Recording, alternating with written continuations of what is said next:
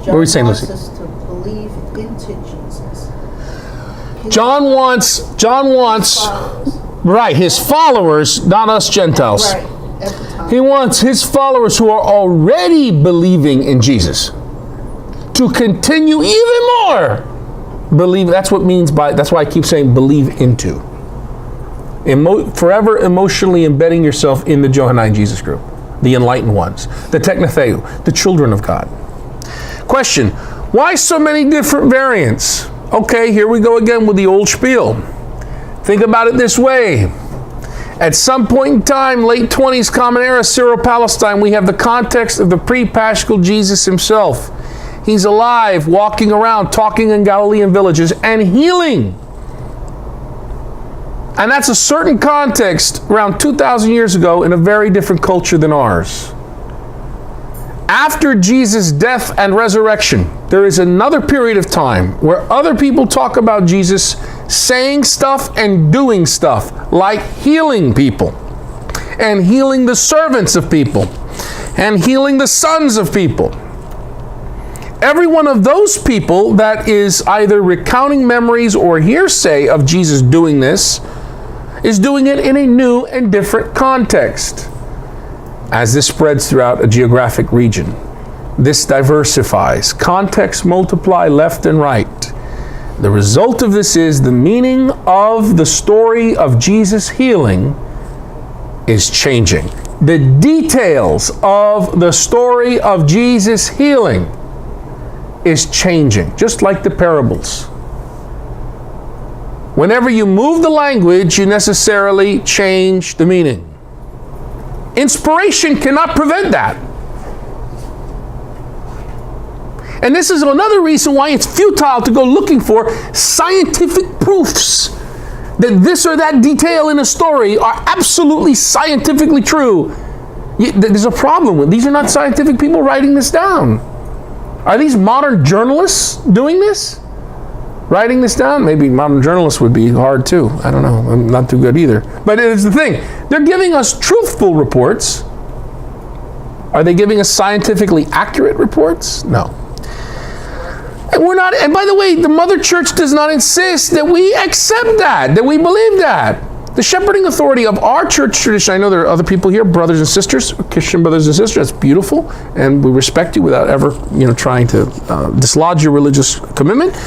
But speaking for Catholic Christians here, the shepherding authority of the Catholic Church does not insist, the magisterium does not insist, first a shepherd, then a teacher, does not insist that we treat the details of the gospel as modern historical facts. According to the Second Vatican Council's Dogmatic Constitution on Divine Revelation, Section 19, the Pontifical Biblical Commission's Historical Truth of the Gospel, Sections 6 through 9, and the Universal Catechism, number 126, the primary source for understanding Jesus' life is Matthew, Mark, Luke, and John. And this source, the four Gospels, can only be interpreted developmentally. And when I say interpreted, I mean interpreted rightly. In fact, to say interpreted rightly is a redundancy. Because if you're interpreting it rightly, not misinterpreting it, right? So if you're not interpreting it developmentally, stage 1, stage 2, stage 3, you're doing some kind of poetry, maybe it's very sophisticated, and it makes me cry, like Mel Gibson's movie. Okay, and there's something to be said for that, but you're not interpreting it, you're misinterpreting it, you're distorting it. And it doesn't matter what your background is. You're using in the Bible and its details like an inkblot test.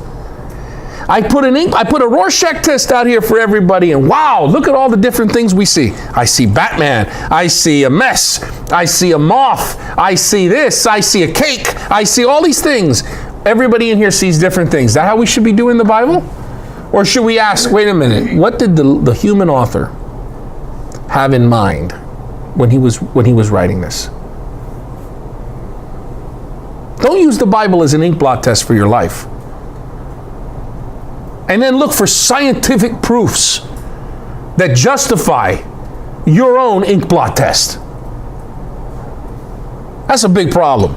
So, the Gospels evolved through a 3-stage process. Stage 1, the original words and deeds of Jesus. Stage 2, the oral proclamation of the apostles and disciples. After the death and resurrection of Jesus, now we proclaim him to be risen Lord and Messiah. Stage 3, the writings themselves at the time of the communities that existed that composed these documents after the deaths of the apostles. They have new problems and situations. Stage 3 is the most important stage.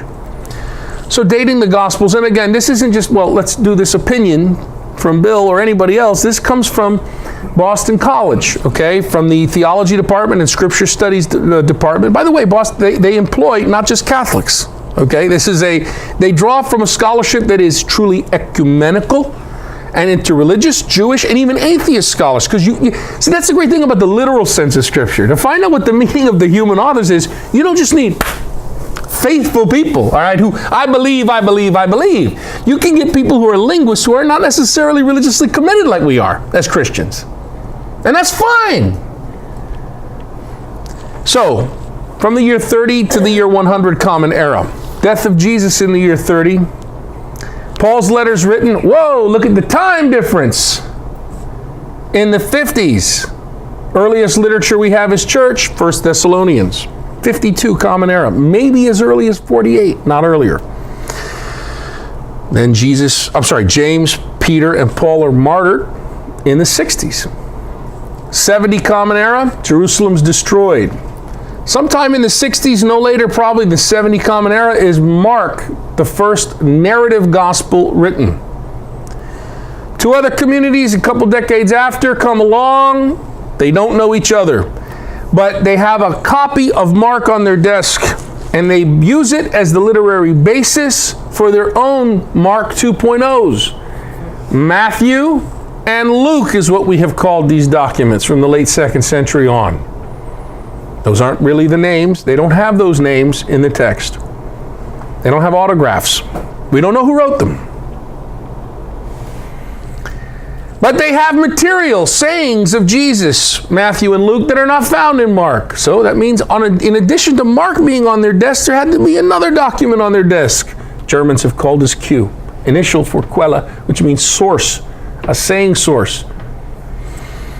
By the way, the story that came from today isn't found in Mark. The story that we find maybe 3 variants of. We may also find a version of it in John, but we don't find it in Mark. Q was only a sayings gospel. So maybe some of the sayings of Jesus might be found in Q, but it's a narrative story, so there had to be other sources too that Matthew and Luke drew upon and perhaps even shared. And maybe John shared. But John seems to not know Q, Mark, Matthew, or Luke.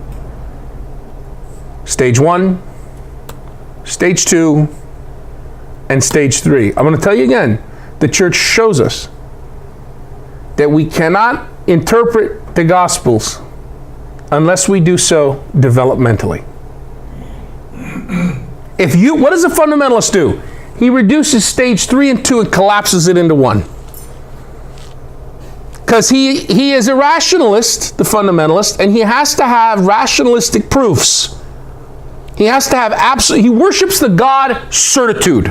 That's what a fundamentalist worships. The God certitude. He has to have everything without doubt, and even the shadow of a doubt. Christians are supposed to be people of faith. We should live comfortable with faith and doubt. We should live comfortable with ambiguity. Because we're supposed to reject all idols. We're supposed to be the true atheists who reject all false gods for the holy and living God revealed in Jesus Christ, who is more than my ideas. So I can always be ready to part metanoia with my ideas. Ultra conservatives and ultra liberals, they can't do this. They've sold their soul, you understand what I'm saying, to certitude.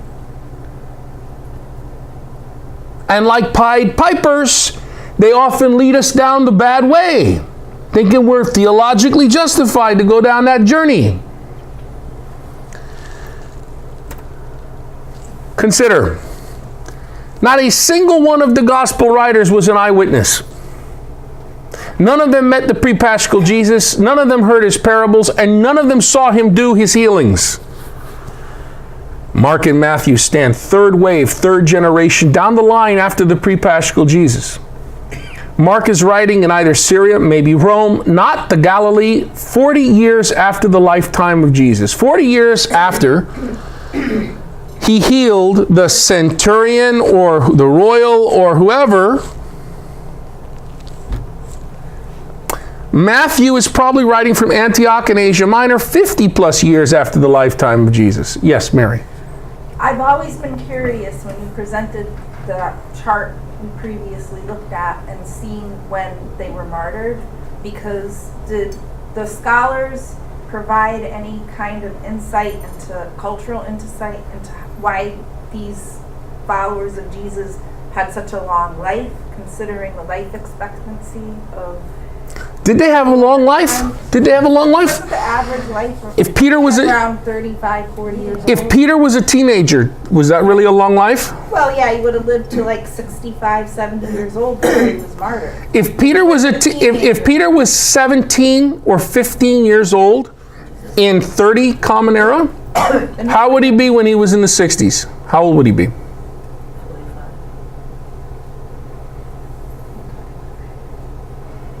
See, this is one of the biggest problems, and is that we have so much religious art, and the religious art is so beautiful, right? Because it's not depicting photorealistic depictions of how is Peter usually depicted following Jesus? He's got gray hair.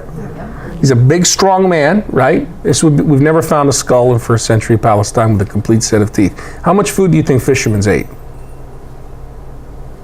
How much protein did they get, you think? He was strong, Peter. I bet he was strong, because there are people that are skinny like this that are in poor, malnourished conditions, and they can do a lot more with a lot less. You go back a few generations and you see these old South Americans and Latinas of different, and you see they can, like, Sergio tells me about his grandfather. It's amazing what he could do with strength. He was a little wiry guy. So yeah, no doubt about that. But if you're expecting these people to look like Arnold Schwarzenegger or something from the pro wrestling matches, with all the barbell bloat, you're thinking it wrong. They're diminutive, short, malnourished. They have problems with their eyes, cataracts, a whole bunch of problems with malnourished, teeth rotting out of their head, and subject to all over the place. Disease is widespread. There's no way to control infectious disease. So yeah, I don't know. They didn't live that long. How long do you think Mary was sitting around living? Oh, well, of course, she was not touched by sin. So that means she looked like a 14-year-old girl until she was 85 years old. I've had people in rosary groups explain that to me.